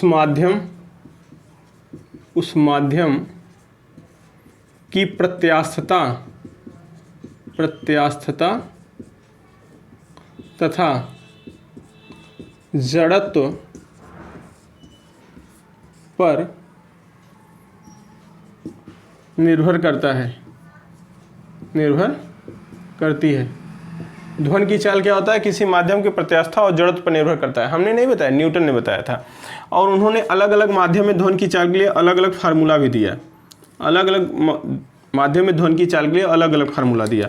हालांकि ध्वनि की चाल के लिए एक जनरल फार्मूला भी उन्होंने दिया, ध्वनि की चाल v बराबर करणी में E अपॉन डी, मतलब प्रत्यास्था अपॉन घनत्व। E क्या है? प्रत्यास्था, इलास्टिसिटी है, और D क्या है? घनत्व, किसी माध्यम का घनत्व। तो ठोस में ध्वनि की चाल के लिए भी सूत्र दिया, ठोस में, और द्रव में भी आया, और उन्होंने गैस में भी दिया। तीनों माध्यम में ध्वनि की चाल के लिए न्यूटन सूत्र देते हैं। क्या देते हैं? ठोस में देते हैं v बराबर, जो प्रत्यास्था गुणांक है वो यंग प्रत्यास्था गुणांक लाते हैं। कौन सा? गामा क्या है? जहाँ गामा बराबर है यंग प्रत्यास्था गुणांक, यंग प्रत्यास्था गुणांक है, ठोस का यंग प्रत्यास्था गुणांक। और द्रव के लिए क्या उन्होंने बताया? द्रव के लिए बताया देश बीटा अपॉन डी, द्रव का प्रत्यास्था गुणांक। बीटा क्या है? द्रव का प्रत्यास्था गुणांक। गैस के लिए बहुत महत्वपूर्ण बात है, गैस के लिए उन्होंने बताया था ET बाई डी, जहाँ ET क्या है भाई? ET है समतापी प्रत्यास्था गुणांक, समतापी प्रत्यास्थता गुणांक, ध्यान दीजिएगा। बाकी D क्या है? D तो डेंसिटी है सर, ये डेंसिटी है हर स्थान पे। तो दुनिया में किसी माध्यम में जो ध्वनि की चाल होती है, न्यूटन ने क्या बताया? ध्वनि की चाल के लिए सूत्र बताया कि करणी में E अपॉन डी, मतलब माध्यम का घनत्व और माध्यम की प्रत्यास्था के अनुपात का वर्गमूल ध्वनि की चाल होता है। तो ठोस में भी उन्होंने बताया कि जो गामा यंग प्रत्यास्था गुणांक बटे डी, मतलब किसी ठोस का यंग प्रत्यास्था गुणांक बटे उसका घनत्व। तो लोहे वोहे में निकाला गया, एल्यूमिनियम में निकाला गया, परफेक्ट आया उत्तर। जैसे लोहे में आप 5100 मीटर पर सेकंड पढ़ते हैं, 6400 मीटर एल्यूमिनियम पढ़ते हैं, तो आया। द्रव में, जल में आप 1450 लगभग पढ़ते हैं, तो जल में भी आया। ये सूत्र और ये सूत्र आपका न्यूटन ने एकदम बढ़िया दिया, पास हो गया। लेकिन यहाँ जैसे ही न्यूटन ने हवा में ध्वनि की चाल निकाला, इस सूत्र में रखकर, इस सूत्र में रखकर हवा में ध्वनि की चाल निकाला, तो 280 मीटर पर सेकंड आया। जबकि आपको पता है कितना होता, कितना है सही सही? 332 मीटर पर सेकंड आया। कितना? 280 मीटर पर सेकंड। इसका मतलब यह सूत्र न्यूटन का फेल हो गया। इसका मतलब गैस में ध्वनि की चाल के लिए न्यूटन का सूत्र फेल हो जाता है। गैस में ध्वनि की चाल के लिए न्यूटन का सूत्र फेल हो जाता है। अब फेल क्यों होता है उसे हम देख लेते हैं, और फिर सही कैसे होगा। लाप्लास नामक साइंटिस्ट उसे करेक्शन करता है। तो गैस में ध्वनि की चाल के लिए न्यूटन का सूत्र और लाप्लास का संशोधन, तो लाप्लास कैसे सही करता है और न्यूटन ने कहाँ गलती की है, उस बात को हम लोग समझेंगे। जो ET का वैल्यू होता है ये प्रारंभिक दाब के बराबर होता है। जहाँ जो ET होता है वो प्रारंभिक दाब P के बराबर होता है। तो यही सूत्र आगे बढ़ने के बाद क्या बन जाता था? P by D. न्यूटन ने यही बताया था। और वायुमंडलीय दाब रखा, घनत्व रखा, तो 280 आया था। ET समतापी प्रत्यास्था गुणांक किसके बराबर? प्रारंभिक दाब के। तो कोई बात नहीं है, हमको गैस में ही पढ़ना है। यहाँ न्यूटन पास है, लेकिन यहाँ फेल हो गए। तो चलो हम देखते हैं। अब पूछेगा कभी कि किसी माध्यम में ध्वनि की चाल किस पर निर्भर करती है? प्रत्यास्था और जड़त्व पर निर्भर करती है। फार्मूला मैंने जनरल चीज़ें बता दी जो न्यूटन ने निकाला था। आओ अब चलते हैं जो हमें पढ़ना है। हम लोग पढ़ते हैं क्या है? गैस में ध्वनि की चाल के लिए न्यूटन का सूत्र था लाप्लास का करेक्शन, क्योंकि न्यूटन का सूत्र फेल हो गया था। लाप्लास करेक्शन करके सही करेगा। कौन वैज्ञानिक? लाप्लास। न्यूटन ने काहे न्यूटन का सूत्र फेल हुआ उसे देखिए। न्यूटन ने माना था कि जब ध्वनि किसी गैस में चलती है तो अनुदैर्ध्य तरंग के रूप में चलती है, मतलब संपीड़न और विलयन बनता है। संपीड़न विलयन क्या होता है? पिछले क्लास में बताए थे। संपीड़न के स्थान पर अणु पास पास होता है, संपीड़न और विलयन बनता है। सही बात है। संपीड़न के समय अणु पास पास और विलयन के समय अणु दूर दूर होता है। ठीक है। हाँ, तो अगर हम मान लें कि इधर का टेम्परेचर 25 डिग्री सेल्सियस पूरा है वातावरण का, तो जिस रास्ते साउंड जा रहा है तो संपीड़न कहीं बनेगा, कहीं विलयन बनेगा। संपीड़न के समय क्या होगा? संपीड़न के समय अणु पास पास होंगे तो टेम्परेचर ज़्यादा हो जाएगा, तो टेम्परेचर ज़्यादा हो जाएगा तो हमने मान लिया 30 डिग्री मान लो, और जहाँ अणु दूर दूर होंगे वहाँ टेम्परेचर कुछ कम हो जाएगा तो हमने मान लिया चलो 20 डिग्री मान लेते हैं अपने मन से समझाने के लिए। इससे यहाँ क्या हो जाएगा सर 30 डिग्री, यहाँ क्या हो जाएगा सर 20 डिग्री। जहाँ अणु दूर दूर है वहाँ टेम्परेचर थोड़ा कम होगा, जहाँ अणु पास पास है वहाँ टेम्परेचर अधिक होगा। ध्यान दीजिएगा, संपीड़न के समय टेम्परेचर बढ़ जाएगा और विलयन में जहाँ होगा वहाँ अणु दूर दूर होंगे तो टेम्परेचर कम हो जाएगा। ठीक है, हाँ, अणु पास पास टेम्परेचर अधिक, दूर दूर कम। तो उन्होंने कहा जब टेम्परेचर अधिक हो जाएगा, बाहर का टेम्परेचर 25 है, इसका टेम्परेचर 30, तो ऊष्मा अधिक ताप से कम ताप में जाती है, तो उन्होंने कहा ये ऊष्मा बाहर चली जाती है। संपीड़न के समय जब यहाँ टेम्परेचर ज़्यादा होता है तो इसका मतलब अतिरिक्त ऊष्मा है इसके पास, वह अतिरिक्त ऊष्मा वायुमंडल में चली जाती है। और विलयन के समय यहाँ टेम्परेचर कम है, इसका मतलब इसको ऊष्मा की ज़रूरत है, बाहर टेम्परेचर ज़्यादा है तो अधिक ऊष्मा, अतिरिक्त ऊष्मा जो है या आवश्यक ऊष्मा विलयन के समय मिल जाता है। मतलब संपीड़न के समय ऊष्मा बाहर चला जाता है वायुमंडल में और विलयन के समय ऊष्मा अंदर आ जाता है। इस तरह से ये पूरा प्रोसेस समतापी बना रहता है। ये प्रोसेस क्या होता है, पूरा जिधर से साउंड जा रहा है ये प्रोसेस क्या होता है, आइसोथर्मल होता है, आइसोथर्मल प्रोसेस होता है। न्यूटन के अनुसार समतापी प्रक्रम। न्यूटन ने कहा कि संपीड़न के समय अतिरिक्त ऊष्मा वायुमंडल में चली जाती है, विलयन के समय आवश्यक ऊष्मा वायुमंडल से आ जाती है। इस प्रकार ये प्रोसेस क्या होता है, समतापी होता है। समझ में आ गया? तो समतापी प्रोसेस होता है, इसीलिए उन्होंने सूत्र दिया। समझ गए? न्यूटन ने समतापी प्रक्रम आइसोथर्मल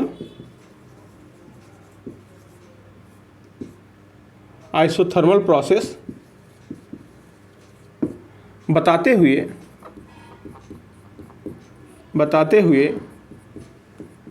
गैस में ध्वनि की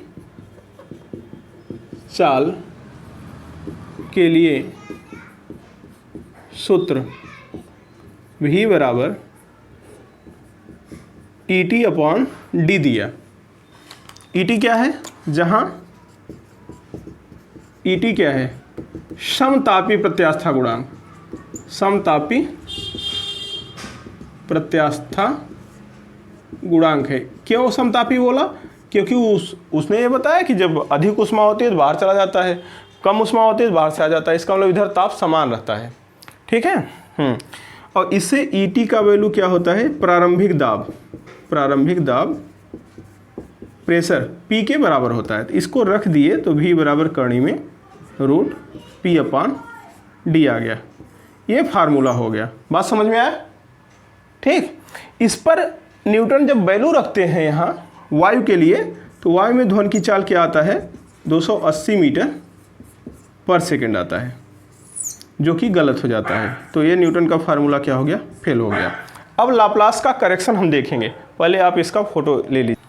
लाप्लास ने क्या बताया? लाप्लास ने बताया कि ये जो न्यूटन बता रहे हैं समतापी वो गड़बड़ बता रहे हैं। क्यों?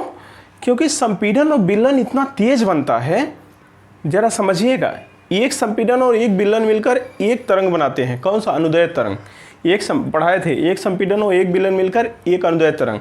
और आपको पता है जो साउंड होता है 20 हर्ट्ज से 20,000 हर्ट्ज तक फ्रीक्वेंसी होती है। मतलब एक तरंग, मतलब एक चक्कर, 20 चक्कर, यहाँ एक चक्कर में एक संपीड़न एक विलयन, तो 20 चक्कर में 20 संपीड़न 20 विलयन, 20 बार संपीड़न 20 बार विलयन, मतलब 20 बार अणु पास पास आएंगे, 20 बार दूर दूर होंगे एक सेकंड में कम से कम।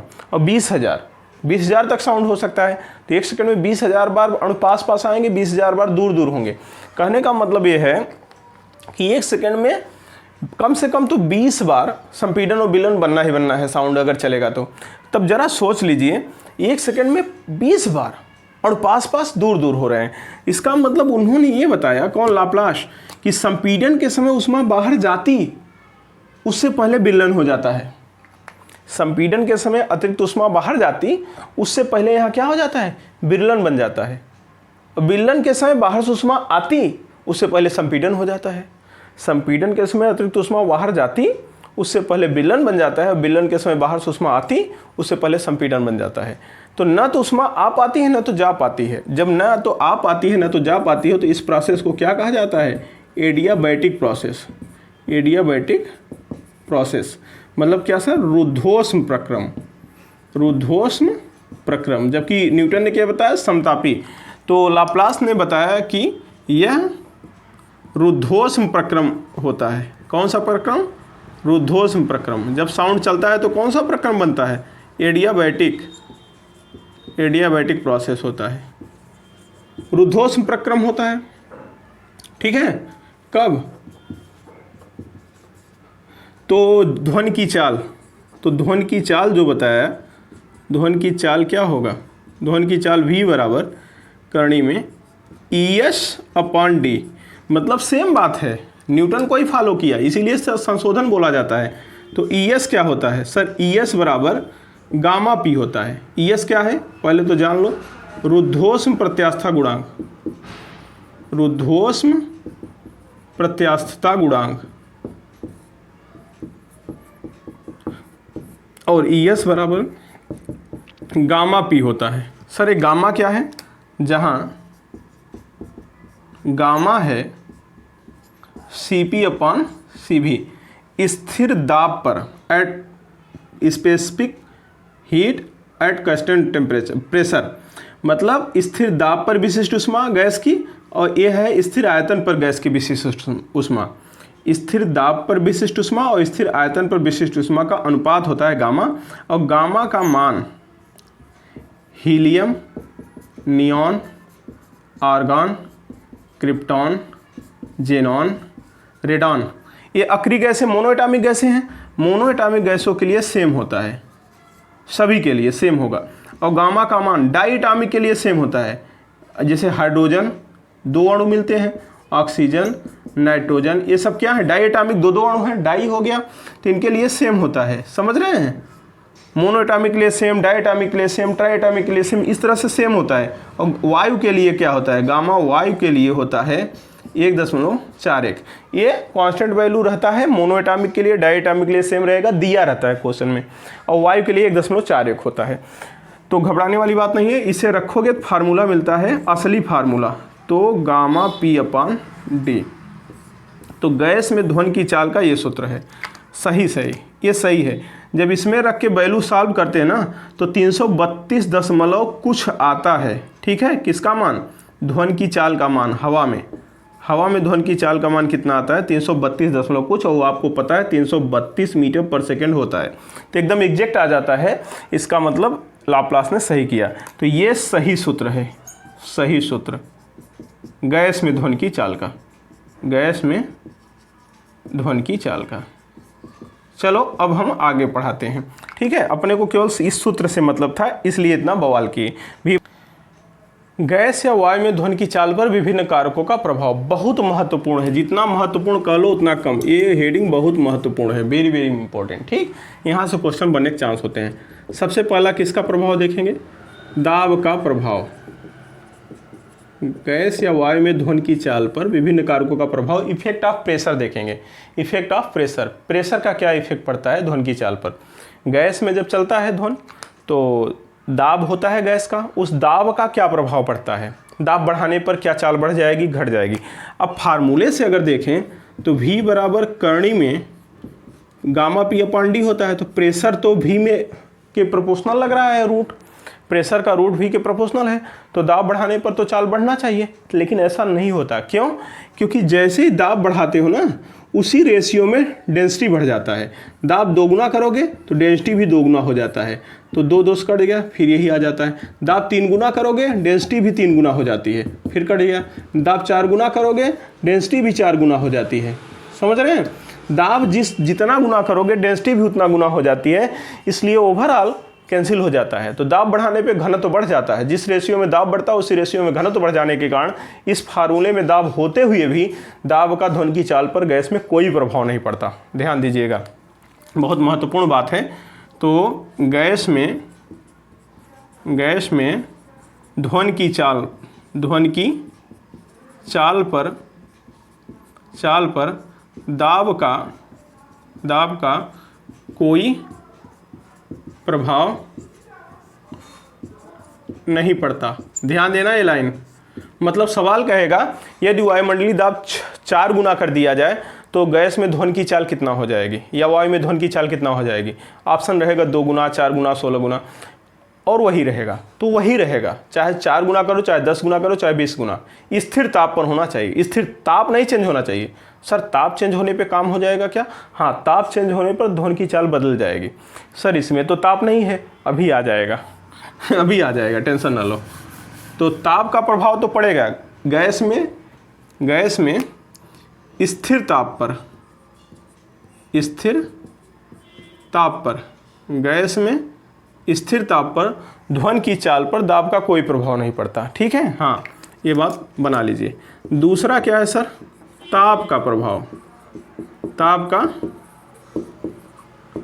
प्रभाव, इफेक्ट ऑफ टेम्परेचर, बहुत महत्वपूर्ण है, जान लो। क्वेश्चन इस पे आते ही आते हैं। ताप का प्रभाव कैसे पड़ता है? तो देखो, आपको फार्मूला पहले सिखा दें। सर फार्मूला तो V बराबर गामा P/D है, तो इसमें ताप तो दिख ही नहीं रहा है। हाँ नहीं दिख रहा है, सही बात। तो ज़रा इसे इक्वेशन 1 बना के मैं आपको पहले समझा दे रहा हूँ। तो PV गैस के लिए PV बराबर RT होता है, आदर्श गैस इक्वेशन। हाँ सर, T परम ताप है, V आयतन है, P प्रेशर है। तो घनत्व तो बराबर क्या होता है? डेंसिटी बराबर क्या होता है? घनत्व तो डेंसिटी D बराबर सर M/V। M क्या है? Molecular weight. V क्या है? आयतन। तो V यहाँ जाने दो, V बराबर घनत्व बराबर द्रव्यमान बटे आयतन, V बराबर M/ क्या हो जाएगा?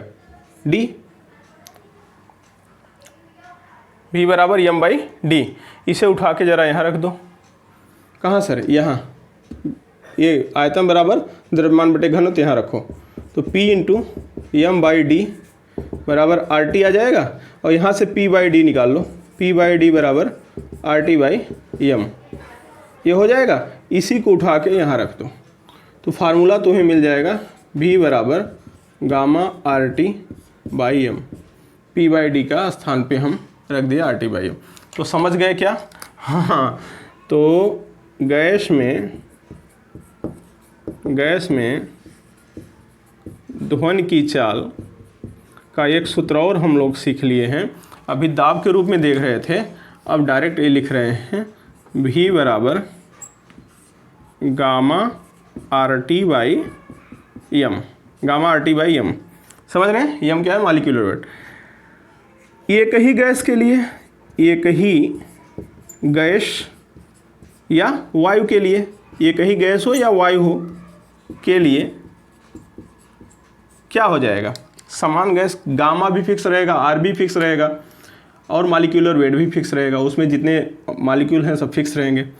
तो गामा R तथा M क्या हो जाएगा? कांस्टेंट हो जाएगा सर, कांस्टेंट हो जाएगा। अब ये कांस्टेंट हो जाएगा तो V directly proportional to √T। इसका मतलब गैस में ध्वनि की चाल परम ताप के वर्गमूल के अनुक्रमानुपाती होती है। गैस में ध्वनि की चाल कामा परम ताप मतलब केल्विन पैमाना, परम ताप के वर्गमूल के अनुक्रमानुपाती होती है, अनुक्रमानुपाती होती है। ये लाइन लिखो, फिर आगे बढ़ते हैं। इंपॉर्टेंट बात है, यहाँ तक पहले बनाओ फिर आगे बढ़ते हैं। देखिए यहाँ तक हम लोग पहुँच गए हैं, V प्रोपोर्शनल टू √T यहाँ तक पहुँचे हैं। इसे खोल दो, तो खोलोगे तो आ जाएगा V2/V1 बराबर √T2/T1। परम ताप है, केल्विन पैमाना है। सर इसे सेल्सियस में बदलो, तो सेल्सियस में बदलोगे तो क्या हो जाएगा? 273 प्लस T2 डिग्री सेल्सियस अपान, ये T2 डिग्री सेल्सियस है, ध्यान देना, लिख नहीं रहे हैं क्योंकि केल्विन हटा दिए। और ये क्या हो जाएगा? 273 plus T1 degree Celsius, degree Celsius में आ गया है, ठीक। और ये क्या था? केल्विन में, परम ताप। अब ये आपका हो गया फार्मूला V2/V1 बराबर कणी में 273 प्लस T2 अपान 273 प्लस T1। सही पूछो तो ओरिजिनल फार्मूला यही, इसके बाद कोई फार्मूला ज़रूरत नहीं होती, हर सवाल इसमें आ सकता है। कह देगा सवाल कि 0 डिग्री सेल्सियस पर ध्वनि की चाल कुछ है, तो T1 का 0 यहाँ रखोगे, चाल 0 पर क्या है। अब कह देगा कि 50 डिग्री सेल्सियस या 27 डिग्री सेल्सियस पर ध्वनि की चाल बताओ, तो T2 27, ध्वनि की चाल V2 निकाल दो। ठीक है, कोई भी सवाल इसमें रख के निकाल सकते हो, कोई बात नहीं है। ज़रा इसको और आगे बढ़ा के थोड़ा और सॉल्व कर लेते हैं। यदि T1 बराबर 0 डिग्री सेल्सियस, तो हम V1 बराबर थोड़ा लिखते हैं क्या, ऐसे V0, तथा T2 बराबर T डिग्री सेल्सियस, तो V2 बराबर क्या लिखते हैं, VT लिखते हैं। तो उठा के रख दो यहाँ, तो फार्मूला तुम्हें मिल जाएगा क्या, VT अपान V0 बराबर करणी में 273 प्लस T2 के स्थान पे T अपान 273 प्लस 0, T1 के स्थान पे 0। तो हाँ सर, 0 का कोई मतलब नहीं रहेगा जोड़ने पर, तो क्या होगा, 273 अपान 273 हो जाएगा। हाँ एकदम, तो आपका फार्मूला ये बन जाएगा VT अपान V0 बराबर करणी में 273 प्लस T अपान 273। ये आप जब 0 डिग्री वाले से करें तो ऐसे भी लगा सकते हैं। ठीक है, यही चीज़ यहाँ लगा दिए। इस तरह से हर कोई सवाल लगा सकते हो, जो भी सवाल आए हर सवाल में अगर 0 डिग्री से तुलना कर रहा है कि 0 डिग्री सेल्सियस पर ध्वनि की चाल के साथ संबंध बताओ, किसी T डिग्री पर क्या होगा, कह देगा ऐसे कि 0 किस ताप पर ध्वनि की चाल 0 डिग्री सेल्सियस ताप पर ध्वनि की चाल का दोगुना होगा। यहाँ लगाओ, किस ताप पर, मतलब VT पूछ रहा है दोगुना, V0 का दोगुना, किस ताप पर ध्वनि की चाल 0 डिग्री सेल्सियस ताप पर ध्वनि की चाल का 1.5 गुना होगा, किस ताप पर ध्वनि की चाल 0 डिग्री सेल्सियस ताप पर ध्वनि की चाल का 2.5 गुना होगा। हवा में बात करने चल रहे हैं, हवा में। और किस ताप पर ध्वनि की चाल 0 डिग्री सेल्सियस ताप पर ध्वनि की चाल का 3 गुना होगा, कहाँ, हवा में। अब कह दे कि किस ताप पर ध्वनि की चाल 27 डिग्री सेल्सियस ताप पर ध्वनि की चाल का 2 गुना होगा, तो ये लगा देंगे, क्योंकि 0 बोला है तो T1 0 माने थे, 27 बोलेगा तो T1 27 हो जाएगा, V1 कुछ रहेगा, और 2 गुना बोला है तो V2 बराबर 2V1 यहाँ रख देंगे और T2 आ जाएगा। हमें T2 ही पूछता है, अक्सर T2 पूछता है, तो T1 27 दिया है तो V1 होगा 27 पर। कहने का मतलब इसका और इसका उपयोग करके हम अच्छे खासे सवाल यहाँ लगाते हैं, लेकिन इसको थोड़ा बढ़ा के और एक फार्मूला हम बनाएंगे आपको।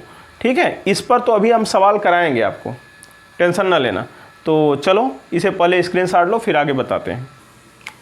देखिए फार्मूला यही आपने अभी पाया था। हाँ, अब इसको अगर कड़ी हटाओ तो पावर क्या लिख सकते हो सर, पावर 1/2 लिख सकते हैं कड़ी हटाने के बाद। हाँ, अब 273 का भाग करो, फिर टीम 273 का, तो क्या हो सकता है, ये ऐसे लिख सकते हो, फिर 273 का भाग करो जो पाए थे, तो 1 प्लस T/273 लिख सकते हो। 273 में भाग करोगे 1 आएगा, 1 प्लस T/273, ये कड़ी है।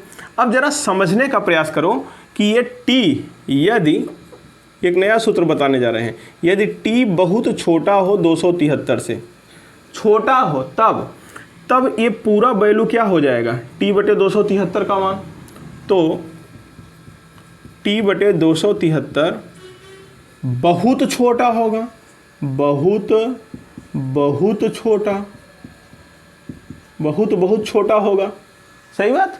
तब इसका स्क्वायर और भी छोटा होगा, तो यहाँ बाइनोमियल थ्योरम लगा देते हैं। Binomial theorem 1 + x power n होता है, याद करो। अगर x बहुत छोटा है तो 1 + nx कर देते हैं, केवल आगे वाला टर्म नहीं लिखते, द्विपद प्रमेय, तो पावर पहले आ जाता है। तो इसको ऐसे लिख सकते हो, VT/V0 बराबर 1 प्लस, यदि 1/2 पहले उतर आएगा, और T/273। लेकिन ये कब लगेगा, जब T बहुत छोटा हो तभी। तो 2 का मल्टीप्लाई कर लो, 1 प्लस T/546 आ जाएगा, गुणा करके देख लो।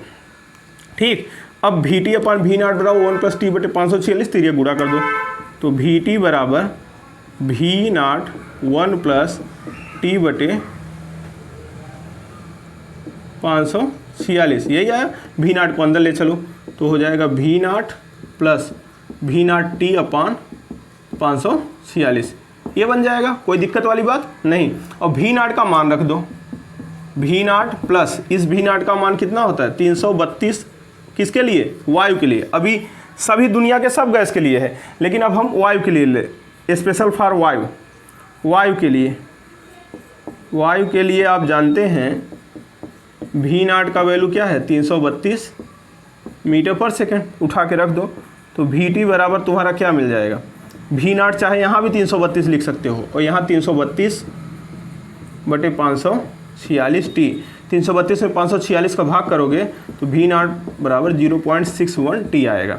तो आपको एक फार्मूला मिल गया कि VT बराबर V0 plus 0.61 T, formula A है, ठीक है।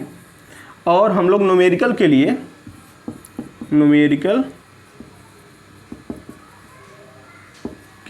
कभी कभी ये भी फार्मूला यूज करते हैं, VT बराबर V0 प्लस 0.6 T। इस तरह का भी कभी रहे तो कोई घबराने वाली बात नहीं, 1 को हटा देते हैं लोग। तो ये ओरिजिनल फार्मूला है, डायरेक्ट फार्मूला ही पूछ लेगा कि निम्नलिखित में से गैस में ध्वनि की चाल के लिए कौन सा सूत्र सही है। तो VT बराबर V0 प्लस 0.61 T। इससे एक बात स्पष्ट होती है, यदि T का वैल्यू 1 डिग्री सेल्सियस हो, यदि T बराबर 1 डिग्री सेल्सियस मतलब 1 डिग्री सेल्सियस ताप बढ़ा दो, 0 पर तो आप जानते हैं V0 0 पर है, 1 डिग्री सेल्सियस ताप बढ़ाओगे तो ध्वनि की चाल में कितना वृद्धि होगी, वृद्धि माने प्लस कितना होगा, तो ध्वनि की चाल में 1 डिग्री सेल्सियस ताप बढ़ाने पर 1 डिग्री सेल्सियस ताप बढ़ाने पर ध्वनि की चाल में कितना प्लस हो जाएगा, इसके स्थान पे 1 रखो तो सर 0.61 मीटर पर सेकेंड बढ़ जाएगा ध्वनि की चाल, इतना और बढ़ जाएगा। तो 1 डिग्री सेल्सियस ताप बढ़ाने पर 0.61 मीटर पर सेकेंड की वृद्धि हो जाती है, ठीक है। अब अगर थोड़ा सा और होशियारी कर लो तो सर क्वेश्चन लिख दे कि 10 डिग्री सेल्सियस ताप 10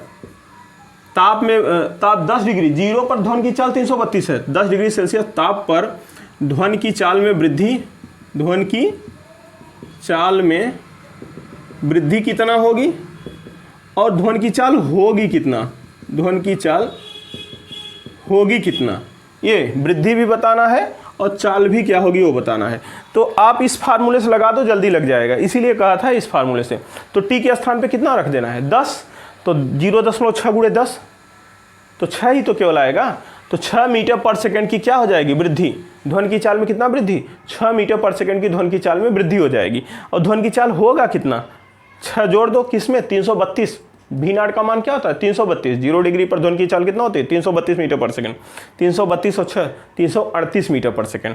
तो इसका आंसर हो जाएगा क्या 338 मीटर पर सेकेंड और उसका उत्तर क्या हो जाएगा 6 मीटर पर सेकेंड। समझ रहे हो। अब आप बता सकते हो, आपका होमवर्क हो गया कि 25 डिग्री सेल्सियस ताप पर ध्वनि की चाल में वृद्धि कितना हो जाएगी और ध्वनि की चाल कितना हो जाएगी। तो सीधा उत्तर हम बता दें 25 छक्का 150, 15 मीटर पर सेकेंड की वृद्धि हो जाएगी और 332 में 15 जोड़ दो 347 मीटर पर सेकेंड चाल हो जाएगी। तो इस समय अगर टेम्परेचर आपका 45 डिग्री है तो आप 45 डिग्री सेल्सियस पर निकालो कि ध्वनि की चाल में वृद्धि कितना होगी और ध्वनि की चाल कितना होगी। जो आप ध्वनि की चाल पढ़ते हो 0 पर है, तो ताप बढ़ाने पर ध्वनि की चाल बढ़ती है कि नहीं, बढ़ती है। देखो शानदार तरीके से बढ़ रही है, समझ रहे हैं। हाँ, तो ये सब बातें बना लो और फिर हम सवाल करें। ये देखिए 2 क्वेश्चन है सामने। किस ताप पर वायु में ध्वनि की चाल 0 डिग्री सेल्सियस ताप पर वायु में ध्वनि की चाल की दोगुनी हो जाएगी। महत्वपूर्ण क्वेश्चन है। अगला क्वेश्चन है किस ताप पर ध्वनि की चाल 27 डिग्री सेल्सियस ताप पर वायु में ध्वनि की चाल की दोगुनी हो जाएगी। ये दोनों क्वेश्चन आप ध्यान दीजिएगा। इस सूत्र से तो बिल्कुल मत लगाइएगा, नहीं तो सब चौपट कर लोगे। इस सूत्र से केवल तब लगता है, ये सूत्र केवल तब लगता है जब T बहुत छोटा हो 273 से। और बहुत छोटा का मतलब समझ रहे हैं, T लगभग 50 डिग्री सेल्सियस तक लगाओ, इससे ऊपर मत लगाना। जैसे जैसे टेम्परेचर बढ़ेगा ये उत्तर गलत देना शुरू करेगा। 1 degree 2 degree 30 degree 40 degree 50 degree तक चलो ठीक है मान लेंगे, लेकिन अब जैसे बड़ा हो बहुत छोटा होता है तब ये लगाते हैं सूत्र। बड़े ताप के लिए सूत्र फेल हो जाएगा। तो 1.5 गुना 2 गुना 1.25 गुना ये सब बहुत बड़ा ताप रहेगा, क्योंकि 1 डिग्री बढ़ाने पे 0.6 मीटर पर सेकंड बढ़ता है। तो सोच लो 332 मीटर पर सेकंड होता है, तो 1.5 या सवा गुना किया ध्वनि की चाल, तो सोचो सैकड़ों डिग्री सेल्सियस के ऊपर आ जाएगा टेम्परेचर। तो बड़े ताप पे फेल हो जाता है सूत्र। तो बड़े ताप पे कौन सा लगेगा, जो इसके पहले हमने बताया था, इसी के जस्ट पहले सूत्र जो बताया था। तो ये दोनों सवालों में कौन सा फार्मूला लगे, तो पहले वाले में देख लो क्या लगेगा, 0 डिग्री सेल्सियस ताप पर ध्वनि की चाल में कह रहा है। तो जो पहला सवाल यहाँ लिखा है, इस सवाल को करते हैं। तो VT/V0 फार्मूला, क्योंकि 0 डिग्री बोला है तो 0 डिग्री वाला फार्मूला रख दो, 273 प्लस T/273, यही तो सूत्र है, इसी में रखो, इसी में रखो। क्या करा है, किस ताप पर, वो ताप बताओ, क्वेश्चन मार्क, वो ताप बताओ जिस ताप पर VT बराबर 2V0, अर्थात 0 डिग्री सेल्सियस ताप का 2 गुना हो जाएगा, यही पूछ रहा है। तो यहाँ से VT/V0 का वैल्यू क्या आ गया, 2 आ गया। इसका मतलब VT/V0, V0 का भाग करो तो 2 आ गया। इसका मतलब इसके स्थान पे हमें केवल 2 रख देना है। तो VT के स्थान पे 2V0 भी रख सकते हो। VT/V0 का वैल्यू 2 हो गया, तो इसका वैल्यू 2 बराबर √273 plus T/273, squaring both side, दोनों तरफ का वर्क कर दो तो 4 हो जाएगा। इधर को वर्क करोगे, इधर वर्क करोगे, कड़ी हट जाएगा। 273 प्लस T/273, फिर ये गुणा कर लो, 4 गुणे 273 माइनस 273 बराबर T आ जाएगा। 273 कॉमन ले लो, 4 माइनस 1 अर्थात 3 गुणे 273 बराबर T आ जाएगा। तो आ जाएगा T बराबर आपका 819 डिग्री सेल्सियस, 819 डिग्री सेल्सियस, ये हो जाएगा आंसर। देखिए इस सवाल में क्या कर रहा है, किस ताप पर ध्वनि की चाल, देखिए इस सवाल में क्या कर रहा है, किस ताप पर ध्वनि की चाल 27 डिग्री सेल्सियस ताप पर वायु में ध्वनि की चाल की दोगुनी हो जाएगी। तो क्या लगाएंगे फार्मूला, सर बड़े आराम से लगा देंगे। इस सवाल को देखते हैं, V2/V1 बराबर 273 plus T2/273 plus T1 degree Celsius, और T1 के स्थान क्या कर रहा है, 27, तो 27 रखो, 273 plus T2/273 plus 27 degree Celsius ताप पर ध्वनि की चाल V1 होगी। मान लो V2/V1 कर रहे हो ना, तो यहाँ देखो 27 पे V1 अगर है तो V1 रहने दो, और कह रहा है कि किस ताप पर दोगुना हो जाएगा, मतलब V2 बराबर क्या होना चाहिए, V2 बराबर बोल रहा है 2V1 हो जाएगा, ये कह रहा है। तो इसका मतलब दोगुना बोल रहा है, तो V2/V1 का वैल्यू 2 आना चाहिए, तो यहाँ 2 रख दो। सर 2 बराबर क्या हो जाएगा, 273 प्लस T2, यही पूछा है, अपान ये 300 हो गया। स्क्वायर कर दो दोनों तरफ, सर स्क्वायर कर दोगे तो ये हो जाएगा 4 बाएं तरफ, और ये 273 प्लस T2/300, तो फिर ये गुणा कर लो, क्या आ जाएगा, T2 बराबर आ जाएगा 1200 माइनस 273 बराबर 927 डिग्री सेल्सियस। ठीक, आंसर बना लो।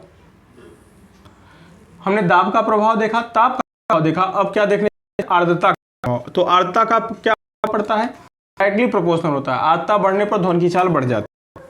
आर्द्रता बढ़ने पर ध्वनि की चाल बढ़ जाती है, सीधी सी बात,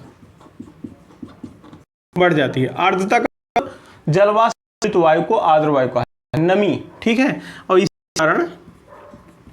इसी कारण वर्षा के समय, वर्षा ऋतु तथा ठंडी में, जाड़े के दिनों में, ठंडी में ट्रेन तथा अन्य भी लिख सकते हो, ट्रेन तथा सायरन की आवाज़,